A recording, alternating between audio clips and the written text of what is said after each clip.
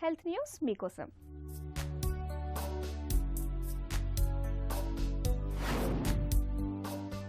Covid బారిన పడ్డ పిల్లల్లో మూడింట ఒక వంతు మందిలో ఎలాంటి లక్షణాలు కనిపించడం లేదని కెనడాకు చెందిన యూనివర్సిటీ ఆఫ్ అల్బర్టాకు చెందిన పరిశోధకులు పేర్కొంటున్నారు.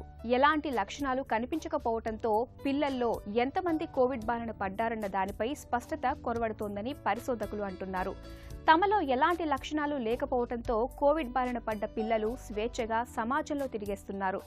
అల్బర్టా నగరంలో ఇటీవల కొత్తగా 1200 కేసులను గుర్తించారు.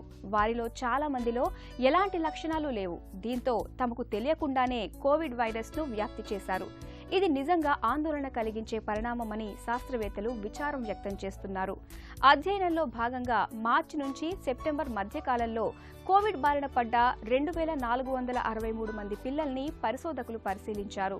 కోవిడ్ పరీక్షలో 1987 మందికి పాజిటివ్ వస్తే మిగతా 476 మందికి నెగిటివ్ వచ్చింది. పాజిటివ్ వచ్చిన పిల్లల్లో 714 మందిలో కోవిడ్ తాలూకు ఎలాంటి లక్షణాలు కనిపించలేదని పరిశోధకులు చెబుతున్నారు. కోవిడ్ తాలూకు లక్షణాలతో కూడిన ప్రశ్నాపత్రాలను పూరించమని అడిగినప్పుడు చాలా మంది పిల్లలు తమకు ఎలాంటి లక్షణాలు లేవని సమాధానాలు రాశారు.